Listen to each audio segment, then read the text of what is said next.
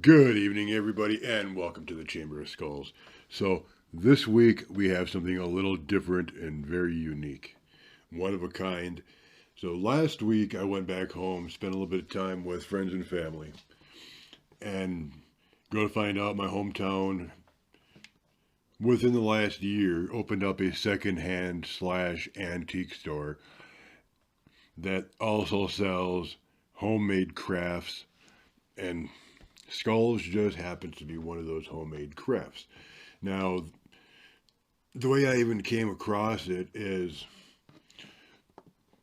my ex, the mother of my little co host from last summer, happened to have a skull on her dining table. And when my kid got home from school and I pointed out, I was like, hey, I see your mom's into skulls now. Yeah, she found that at this one place. So obviously I had to go check that one place out. And I wasn't sure if it was just a luck of the draw that she got it or if this place sells them on a regular basis. Well, lo and behold, I did find some. They were like 3 or 4 there. And you can't go wrong with the price. Home craft. First of all, support your local artist. I'd rather put money into a local artist's hands any day than to put my money into a greedy corporation. Now, the chamber is full of greedy corporation money, but I mean, you can't go private all the time.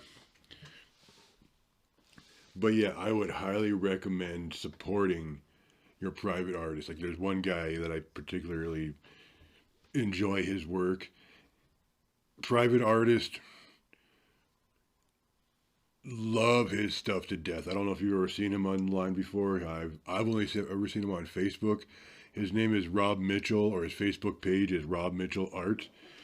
If you ever get a chance to stop by and see him, check out his work. Tell him I said hi. Tell him I sent you. Won't do anything for either of us, but just tell him I sent you. Tell him the Chamber of Skulls says hi. So, this guy right here is about 4 inches tall. It's comparable to the gold leaf. Yeah, the gold leaf that we had out last week. The gold leaf we had out last week. About the same size as that. And this one might be a little smaller. He might actually be a 3 inch. But, so made out of resin. And we have some kind of a blue material on the inside. And I'm not quite sure if that's bubbles in there. Maybe they didn't let the product settle. Or if they put some kind of like sparkles in there or some shit. But I don't know if you can see that or not. Right on the top of the blue. Like I said, I don't know if you can see that or not.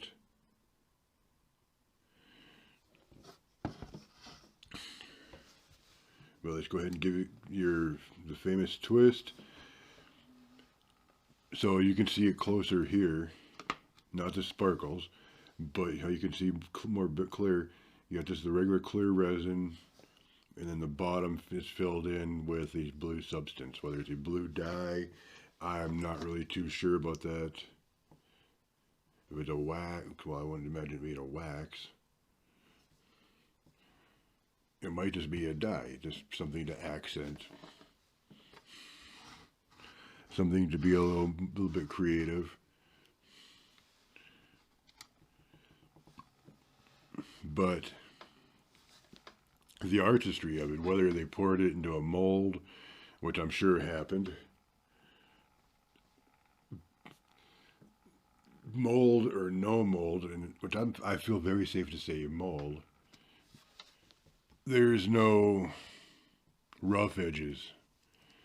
These people, they did a really good job keeping their molds clean, keeping their molds intact.